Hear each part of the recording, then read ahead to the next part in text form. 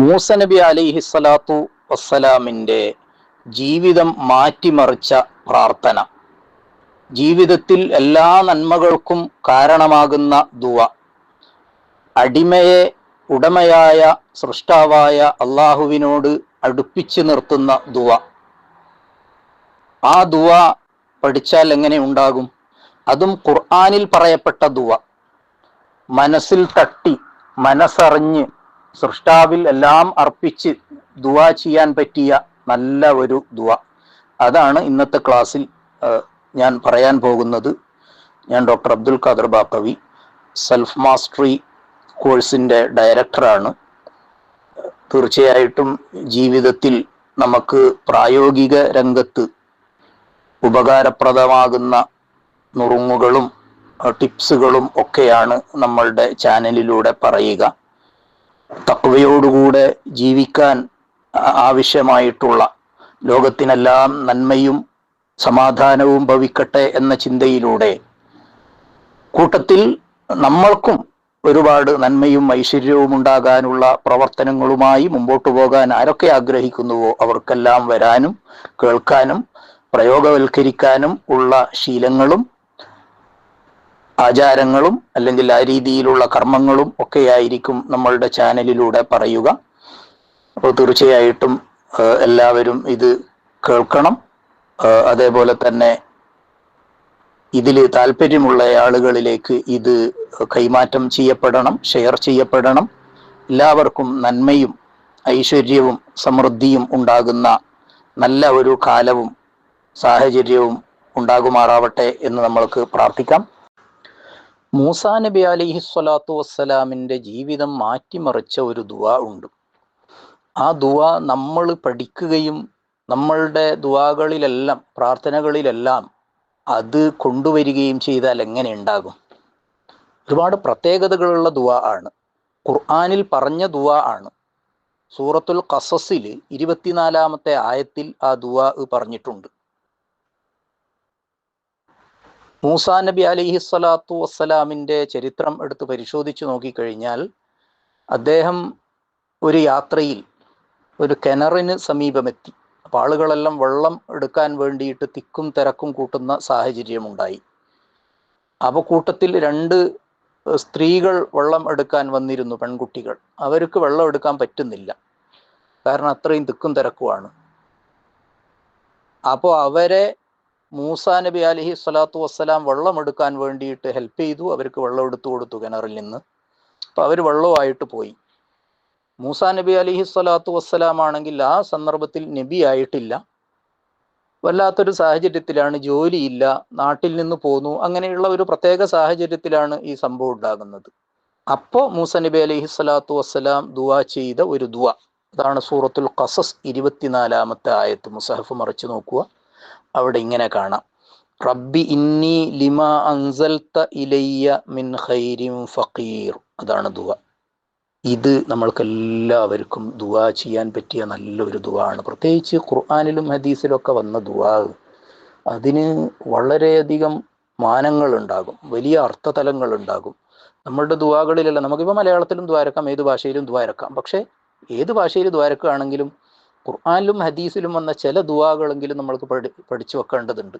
അത് ദ്വാരക്കണം. അപ്പം അത്രയും പവർഫുൾ ആയിരിക്കില്ല മറ്റേത് ദുആവും.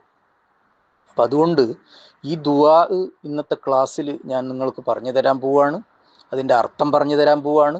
അതുകൊണ്ട് മൂസാ നബി അലൈഹി സ്വലാത്തു വസ്സലാമിനുണ്ടായ ഗുണങ്ങൾ, ഫലങ്ങൾ അതും നമ്മൾക്ക് കൂട്ടത്തിൽ പറയാം. നമ്മൾക്ക് കൂടുതൽ താല്പര്യത്തോടുകൂടെ ഈ ദുആ ചെയ്യാൻ വേണ്ടിയിട്ട് അത് വഴിയാകും. അള്ളാഹു തൗഫീഖ് നൽകുമാറാവട്ടെ. തീർച്ചയായിട്ടും ഇങ്ങനെയുള്ള ടിപ്സും നുറുങ്ങുകളും ഒക്കെയാണ് നമ്മളുടെ ക്ലാസ്സിൽ പറയുക. അപ്പോൾ ഇതുമായിട്ട് ബന്ധപ്പെട്ട ആളുകൾ, ഇതിൽ താല്പര്യമുള്ള ആളുകൾ ഒക്കെ അവരിലേക്കൊക്കെ ഈ സന്ദേശം കൈമാറപ്പെടണം. എല്ലാവർക്കും നന്മയും ഐശ്വര്യവും സമൃദ്ധിയും ആഗ്രഹിക്കുകയും തനിക്കു വേണ്ട നന്മകളും നല്ല ശീലങ്ങളും കൊണ്ടു നടക്കുകയും ചെയ്യുന്ന ഒരാൾ, അത്തരം ആളുകളായിരിക്കും നമ്മളുടെ ചാനലിൽ വരിക. അപ്പോൾ അതിനു വേണ്ട ടിപ്സും നുറുങ്ങുകളും ശീലങ്ങളും ഒക്കെ ആയിരിക്കും ഈ ചാനലിൽ പറയുക. അപ്പം ഇവിടെ ഈ ദുആ റബ്ബി ഇന്നി ലിമാ അൻസൽത ഇലയ്യ മിൻ ഖൈരിൻ ഫഖീർ, അങ്ങനെയാണ് ആ ദുആ. നിങ്ങൾക്കറിയാം റബ്ബി എന്ന് പറഞ്ഞാൽ എൻ്റെ റബ്ബേ എന്നർത്ഥം. റബ്ബന ആതിന ഫിദ്ദുനിയ ഹസന എന്ന് നമ്മൾ ദുആ ചെയ്യാറുണ്ടല്ലോ. അവിടെ റബ്ബന എന്ന് പറഞ്ഞാൽ ഞങ്ങളുടെ റബ്ബേ. ഇവിടെ റബ്ബി എന്ന് പറയുമ്പോൾ അവിടെ ഒരു യാ, മുത്തക്കല്ലിമിൻ്റെ യാ കളയപ്പെട്ടിട്ടുണ്ട്. റബ്ബീ എന്നാണ് അതിൻ്റെ അർത്ഥം. റബ്ബി എന്ന് പറഞ്ഞാൽ റബ്ബീ എന്ന് നീട്ടിയിട്ട് മദ്ദോടുകൂടെ അങ്ങനെയാണ് അതിൻ്റെ അർത്ഥം വരുന്നത്. അത് അറബിയിലെ ഒരു ശൈലിയാണ്. യാ കളഞ്ഞിട്ട് കസർ മാത്രം അവിടെ നിർത്തിയിട്ട് പറയുക എന്നുള്ളത്. അങ്ങനെ ആ വാക്കിനെ നമ്മൾ മനസ്സിലാക്കണം. അപ്പൊ റബ്ബി എന്ന് പറഞ്ഞാൽ എൻ്റെ റബ്ബേ, എൻ്റെ രക്ഷിതാവേ, എൻ്റെ അള്ളാഹുവേ, എന്നെ പരിപാലിക്കുന്നവനെ എന്നാണ്. തർബിയ എന്ന് പറഞ്ഞാൽ അതിൻ്റെ അർത്ഥം റബ്ബായു റബ്ബി എന്നൊക്കെ പറഞ്ഞാൽ അതിൻ്റെ അർത്ഥം നമ്മൾക്ക് വേണ്ട കാര്യങ്ങളൊക്കെ തരികയും നമ്മളെ പരിപാലിക്കുകയും ചെയ്യുന്ന ആ ഒരു മീനിങ് അല്ലേ ഇതിലുള്ളത്. അപ്പൊ റബ്ബി എന്ന് പറഞ്ഞാൽ ആ ഒരു മീനിങ് വരും. എൻ്റെ രക്ഷിതാവേ, എനിക്കെല്ലാം നൽകുന്നവനെ. അപ്പോൾ ആ ഒരു അംഗീകാരവും കൂടെ അതിലുണ്ട്. അത് നമ്മൾ മനസ്സുകൊണ്ട് അംഗീകരിക്കുക. എനിക്കെല്ലാം തരുന്നത് എൻ്റെ റബ്ബാണ്, ഖാലിഖാണ്, സൃഷ്ടാവാണ് എന്നുള്ള അംഗീകാരം അതിലുണ്ട്. അങ്ങനെ മനസ്സിൽ തട്ടിത്തന്നെ പറയണം. അപ്പോഴാണ് പ്രാർത്ഥനകൾ അംഗീകരിക്കപ്പെടുക. പ്രാർത്ഥനകൾക്ക് പെട്ടെന്ന് ഉത്തരം ഉണ്ടാകാനൊക്കെ ഇത് വളരെ പ്രധാനമാണ്. അപ്പോൾ റബ്ബി, എൻ്റെ റബ്ബേ, ഇന്നി, തീർച്ചയായിട്ടും ഞാൻ ഈ പ്രാർത്ഥന ഇവിടെ എഴുതി കൊടുക്കാം. നിങ്ങൾ ബാക്കി കാര്യങ്ങളൊക്കെ ഇത് കേട്ടിട്ട് മനസ്സിലാക്കണം. എന്ത് ഡൗട്ട് ഉണ്ടായി കഴിഞ്ഞാലും ചോദിക്കുകയും വേണം. നല്ല ശീലങ്ങളെല്ലാം എന്നും കൊണ്ടു നടക്കാൻ നമുക്ക് അല്ലാഹു സൗഭാഗ്യം നൽകുമാറാവട്ടെ. ഇന്നി, തീർച്ചയായും ഞാൻ, ലിമാ അൻസൽത ഇലയ്യ, എന്നിലേക്ക് നീ ഇറക്കിത്തന്നതിൽ, മിൻ ഖൈരിൻ, എന്ത് നന്മയാണെങ്കിലും, ഫഖീർ, അതിൽ എനിക്ക് ഭയങ്കര ആവശ്യമുണ്ട് തമ്പുരാനെ എന്ന്. അപ്പോൾ ലിമാ അൻസൽത, അൻസല എന്ന് പറഞ്ഞ മാളിയായ ഫിഅലാണ്. ഇവിടെ അൻസല, ലിമാ അൻസൽത ഇലയ്യ, നീ എനിക്ക് ഇറക്കി തന്നതിൽ എന്ന് പറയുന്നു. അപ്പോൾ മോഡേൺ ആയിട്ടുള്ള സങ്കേതങ്ങളിലൊക്കെ ഒരു കാര്യം നമ്മൾക്ക് കിട്ടാൻ വേണ്ടി നമ്മൾ യത്നിക്കുമ്പോൾ അത് കിട്ടിയതുപോലെ ഫീൽ ചെയ്യണം എന്നൊക്കെ പറഞ്ഞതായിട്ട് കാണാം. കിട്ടിയതുപോലെ ഫീൽ ചെയ്തിട്ട് അതിനു വേണ്ടി ശ്രമിക്കണം എന്നൊക്കെ പറഞ്ഞതായി കാണാം. കിട്ടിയതിന് ശേഷമുള്ള നമ്മളുടെ മാനസികാവസ്ഥ എന്തായിരിക്കും, എത്ര സന്തോഷമായിരിക്കും, ആ സന്തോഷത്തിലേക്ക് നമ്മൾ ഇപ്പോഴേ എത്തിച്ചേർന്നിട്ട് അതിനു വേണ്ടി അധ്വാനിക്കണം എന്നൊക്കെ പറഞ്ഞതായിട്ട് കാണാം. ഇവിടെ നിങ്ങൾ നോക്ക്, ഖുർആനിൽ പറഞ്ഞത് ലിമാ അൻസൽത ഇലയ്യ, നീ എനിക്ക് ഇറക്കി തന്നതിൽ. അൻസല എന്ന് പറഞ്ഞാൽ മാളിയായ ഫിയലാണ്, പാസ്റ്റ് ടെൻസ് ആണ്, ഭൂതകാല ക്രിയയാണ്. അപ്പോൾ ഇവിടെ കിട്ടിയിട്ടില്ല, കിട്ടുന്നതിന് മുമ്പേ ഇറക്കി തന്നതിൽ എന്ന് പറയണമെങ്കിൽ അത് കിട്ടുമെന്ന് ഉറപ്പാണ്. അങ്ങനെ ഒരു മീനിങ്ങും കൂടെ ഇതിലുണ്ട്. റബ്ബോട് ചോദിച്ചാൽ റബ്ബ് എന്നെ വെറുതെ ആക്കൂല എന്ന് ഉറപ്പാണ്. അപ്പൊ ആ ഒരു വിശ്വാസത്തിൻ്റെ ശക്തിയിലേക്കും ഔന്നത്യത്തിലേക്കും നമ്മൾ ഉയരുകയും വേണം. അങ്ങനെ ഒരു സൂചനയും കൂടെ ഇതിലുണ്ടല്ലോ. ലിമാ അൻസൽത ഇലയ്യ, നീ എനിക്ക് തന്നതിൽ, മിൻ ഖൈരിൻ, എന്ത് ഖൈറാണെങ്കിലും, വലുതാവട്ടെ ചെറുതാവട്ടെ. ഖൈർ എന്ന് പറയുന്ന വേർഡ് അറബി ഗ്രാമർ പ്രകാരം അത് നെക്കിറയായ വേർഡാണ്. അതിൻ്റെ അർത്ഥം എന്ത് ഖൈറാണെങ്കിലും, അത് എത്ര ചെറുതാവട്ടെ എത്ര വലുതാവട്ടെ, എല്ലാ ഖൈറും അതിൽ ഉൾപ്പെടും. അപ്പം അങ്ങനെ ഒരു മീനിങ്ങും കൂടെ അതിനുണ്ട്. അപ്പോൾ എന്തൊരു നന്മയാണെങ്കിലും നീ എനിക്ക് ഇറക്കി തന്നതിൽ ഫഖീർ, ഞാൻ ഫഖീറാണ്, എനിക്കതിൻ്റെ ആവശ്യമുണ്ട്. ഫഖീർ എന്ന് പറഞ്ഞാൽ എന്താണ്? ആവശ്യക്കാരൻ എന്നാണ് അർത്ഥം. നീ എന്തിറക്കി തന്നത്? എനിക്ക് ഭയങ്കര ആവശ്യമുണ്ട് പഠിച്ചവനെ എന്ന് മനസ്സറിഞ്ഞ് പറഞ്ഞാൽ അതിറക്കിത്തരും, അതെനിക്ക് തരും എന്ന് ഉറപ്പിച്ചാൽ ഒരു വിശ്വാസിയുടെ മനസ്സ് എത്ര സന്തോഷമാകും. ആ സന്തോഷത്തിലേക്ക് വരണം. മനസ്സറിഞ്ഞ് ദുആ ചെയ്യണം. സുന്നത്ത് നിസ്കാരങ്ങളിലെ സുജൂദുകളിലൊക്കെ ഇങ്ങനെ ദുആ ചെയ്യാൻ നമുക്കാവണം. ശരിക്കർത്ഥം അറിഞ്ഞിട്ട് ദുആ ചെയ്യണം. നിസ്കാരത്തിൽ അറബി അല്ലാത്ത വാക്കുകളൊന്നും പാടില്ല, അതറിയാലോ. പുറത്തൊക്കെ നമ്മൾക്ക് ദുആ ചെയ്യുമ്പോൾ മലയാളം എന്ത് ഭാഷയിൽ നമുക്ക് ദുആ ചെയ്യാം. മനസ്സിൽ തട്ടിയിട്ട് ദുആ ചെയ്യുക എന്നുള്ളത് വളരെ പ്രധാനമാണ്. ഹദീസിൽ ഖുർആനിലൊക്കെ വന്ന ദുആകൾക്ക് പ്രത്യേകതയുണ്ട്. ഇതൊക്കെ നമ്മൾക്കറിയാം, നമ്മൾ അറിയേണ്ടതുമാണ്. ശ്രദ്ധിക്കേണ്ട കാര്യം, നിസ്കാരത്തിൽ ഒരിക്കലും മലയാളത്തിൽ ദുആ ചെയ്യാൻ പാടില്ല. നിസ്കാരത്തിൽ സുജൂദിലൊക്കെ ഫർളിൽ നിസ്കാരത്തിൽ നമ്മൾ പഠിച്ച മദ്രസയിൽ നിന്നൊക്കെ പഠിച്ച അദ്കാറുകളൊക്കെ ഉണ്ടല്ലോ, അത് മാത്രം ആയിട്ട് ചുരുക്കൽ ഖൈറാണ്.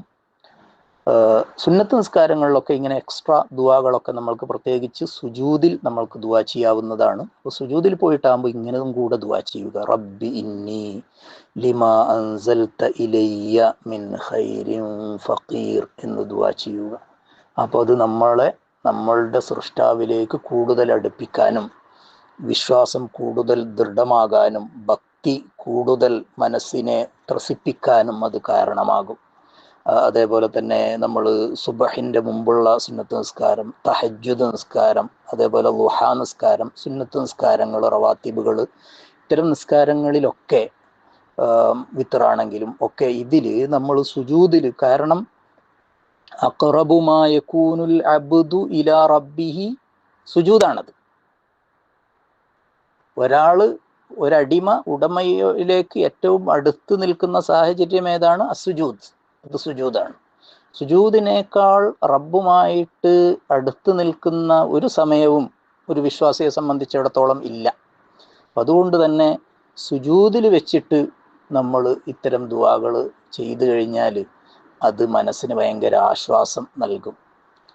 യാ ബിലാൽ അരിഹനി ബിസ്വല എന്നൊക്കെ ഹദീസിൽ കാണാം. നബി സല്ലല്ലാഹു അലൈഹി വസല്ലം തങ്ങൾ പറഞ്ഞത്, നിസ്കാരത്തിൻ്റെ സമയമാകാനാകുമ്പോൾ നമ്മൾ നിസ്കാരത്തിലേക്ക് പോകാൻ ബിലാലെ, നമ്മൾക്ക് കൂടുതൽ റാഹത്ത് കിട്ടും, ശാന്തി കിട്ടും, സമാധാനം കിട്ടും. അപ്പം നിസ്കാരം എന്ന് പറഞ്ഞാൽ തീർച്ചയായിട്ടും ഒരു സമാധാനത്തിൻ്റെ ഒരു ആരാധനയാണ്. അപ്പം അത് കിട്ടണമെങ്കിൽ നമ്മളുടെ ശരീരം കൊണ്ട് ചെയ്യുന്ന കാട്ടിക്കൂട്ടലുകൾ മാത്രമായി ചുരുങ്ങാൻ പാടില്ല നിസ്കാരം. അതിൽ റബ്ബിലേക്ക് അടുപ്പിക്കുന്ന രീതിയിൽ നമ്മളുടെ അദ്കാറുകൾ ഒക്കെ വരണം. അപ്പോൾ അതിനൊരു കാരണവും കൂടെയാണ് ഇത്, സുജൂദിൽ ഇങ്ങനെ ദുആ ചെയ്യുക. അപ്പോൾ ഇതെല്ലാവർക്കും മനസ്സിലായിട്ടുണ്ടാകുമെന്ന് വിചാരിക്കുന്നു.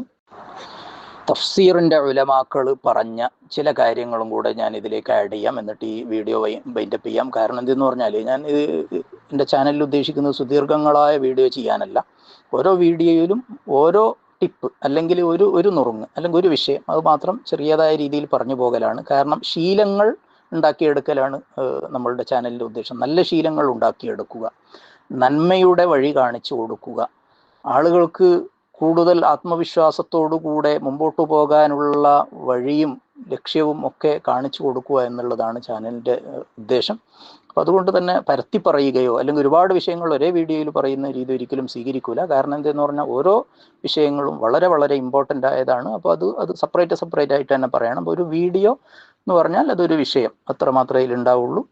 അപ്പോൾ ഈ വീഡിയോയുടെ വിഷയം തീർച്ചയായിട്ടും ഈ പ്രാർത്ഥന തന്നെയാണ്. അപ്പോൾ ഇതിൻ്റെ എന്ത് ഡൗട്ട് ഉണ്ടെങ്കിലും ഇതിൻ്റെ താഴെ കമൻറ്റ് ചെയ്ത് കഴിഞ്ഞാൽ ഇൻഷാ അല്ലാഹ് ഞാൻ മറുപടി പറയും. അപ്പോൾ തഫ്സീറിൻ്റെ ഉലമാക്കൾ ഇത് സംബന്ധിയായി പറഞ്ഞ അൽഹറ ഇഫ്തിഖാറഹു വയഅനി ഹാദ ദുആഉ അന്ന മൂസ അലൈഹിസ്സലാം അൽഹറ ഇഫ്തിഖാറഹു ഇലാ കുല്ലി ഖൈരിൻ യൻസിലുഹു അല്ലാഹു ഇലൈഹി. അള്ളാഹു ഇറക്കി കൊടുക്കുന്ന എല്ലാ നന്മയിലേക്കും തനിക്ക് ആവശ്യമുണ്ട് എന്നാണ്.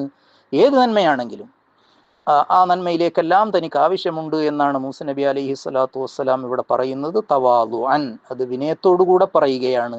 വഇഖ്റാറൻ ബിഹാജതിഹി ലിഫളില്ലാഹി വറഹ്മതിഹി, അള്ളാഹുവിൻ്റെ ഔദാര്യം, അവൻ്റെ കരുണ, ഇതെല്ലാം തനിക്ക് ആവശ്യമുണ്ട് എന്ന് അംഗീകാരം അത് പ്രകടിപ്പിക്കുകയാണ് മൂസ നബി അലൈഹി സ്വലാത്തു വസ്സലാം ഇവിടെ ചെയ്യുന്നത്.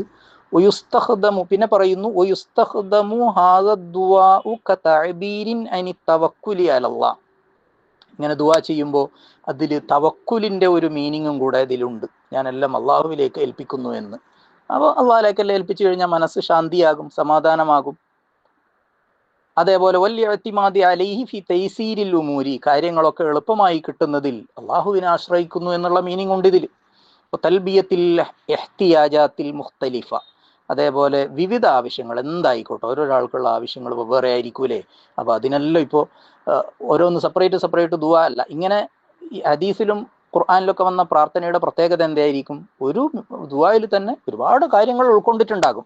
അത് ഓരോരാൾ പറയുമ്പോൾ വെവ്വേറെ ആയിരിക്കും അതിൻ്റെ മീനിങ് വരിക. കാരണം അവൻ്റെ ആവശ്യമായിട്ട് ബന്ധപ്പെട്ട രീതിയിൽ അതിനെ വ്യാഖ്യാനിക്കപ്പെടാൻ പറ്റും. അങ്ങനെയുള്ള ഒരു ദുആ തന്നെയാണിതും. അപ്പോൾ തീർച്ചയായിട്ടും എല്ലാവരുടെ ജീവിതത്തിലും വലിയ അളവിൽ ഐശ്വര്യം കൊണ്ടുവരാൻ ഈ ദുആക്ക് കഴിയും. അങ്ങനെ കഴിയുമാറാവട്ടെ.